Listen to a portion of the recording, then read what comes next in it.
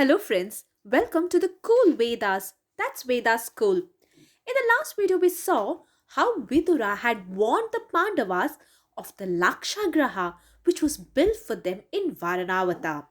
Today, let's see what happens further as the Pandavas reach this populous town of Varanavata.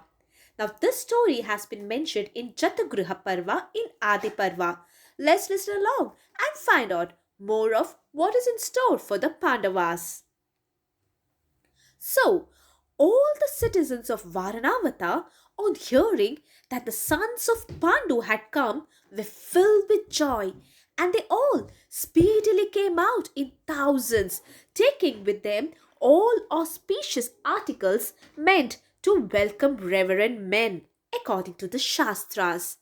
Seeing the Pandavas arrive, they went near the brothers and blessed them, uttering the word Jaya, and stood surrounding the brothers. The virtuous Yuddhistira, thus surrounded by them, looked just like Indra standing with his Vajrayudha surrounded by other devas. That is how magnificent Yuddhistira looked. The Pandavas then received the offerings of the citizens, and then, thanking them in return, the mighty brothers entered the populous town of Varanavata decked with every ornament. Entering the town, those heroes first went to the houses of those Brahmanas engaged in their proper duties. Then they went to the abodes of the officials of the town. And then they visited the Sutas and the Vaishyas, and then the houses of the Shudras in the town. Thus, being adored by the citizens, the Pandavas finally went with Purochana guiding them in front to their palace.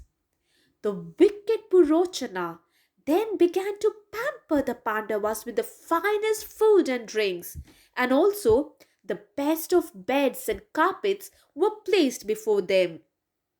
The Pandavas, attired in costly robes, continued to live there, adored by Purochana and the people of Varanavata. And after the Pandavas had thus lived for 10 nights in that palace, Purochana spoke to them of the grand mansion he had built for them, which he called the blessed home. But in reality, it was the cursed house. The Pandavas, the intelligent ones, agreed, and they followed Purochana to this luxurious mansion he had built for them. The eldest Pandava Yuddhistira, inspecting the house and smelling the scent of medas mixed with ghee and preparations of laksha, whispered unto Bhima.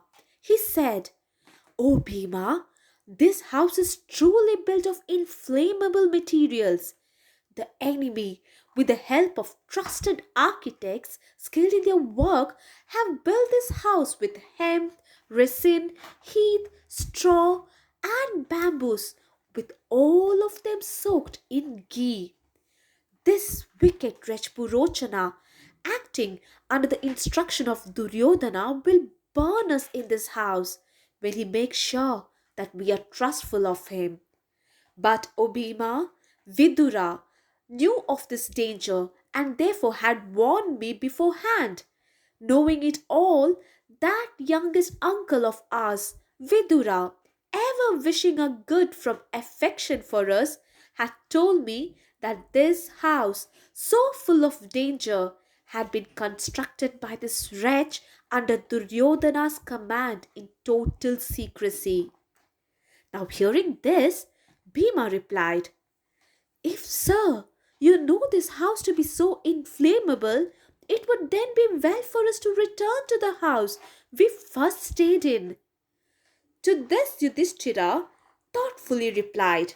He said, It seems to me that we should rather continue to live here, pretending to be unsuspicious of Purochana, but all the while with caution and our senses wide awake and searching for a way for a safe escape. If Purochana finds out that we have understood his wicked plans, then to achieve his motive, he might suddenly burn us to death in a haste. Indeed, Purochana cares little for Papa or Punya. If we are burnt to death, will our grandfather Bhishma be angry? Why will he? By showing his wrath, make the Kauravas angry with him. Or perhaps our grandfather Bhishma and the other bulls of Kuru's race, regarding indignation at such a sinful act to be dharmic, may after all become wrathful. If, however, from fear of being burnt, we run away from here, Duryodhana will surely catch us up using his spies. While we have no rank and power, Duryodhana has both. While we have no friends and allies, Duryodhana has both. While we are without wealth, Duryodhana has a full treasury under his command. Will he not therefore certainly destroy us by any means? Let us, therefore, by deceiving this wretch Purochana and that other wretch Duryodhana, pass our days disguising ourselves as if we are trusting him. Let us also lead a hunting life, wandering away, so that when time comes for our escape, we will be familiar with different paths.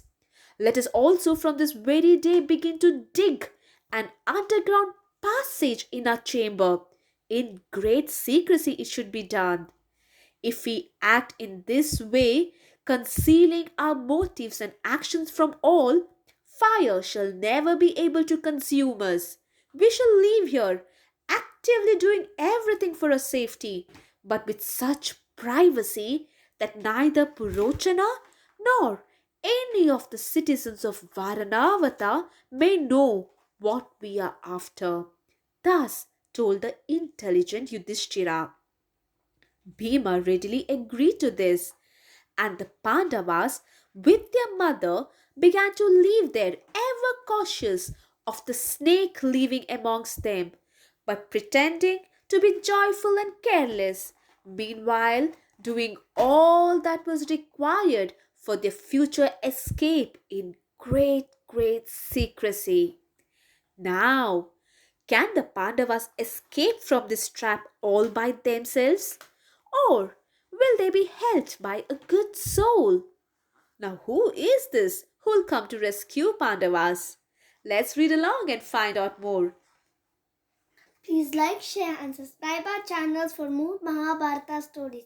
Don't forget to press the bell icon. Thank you. Namaste.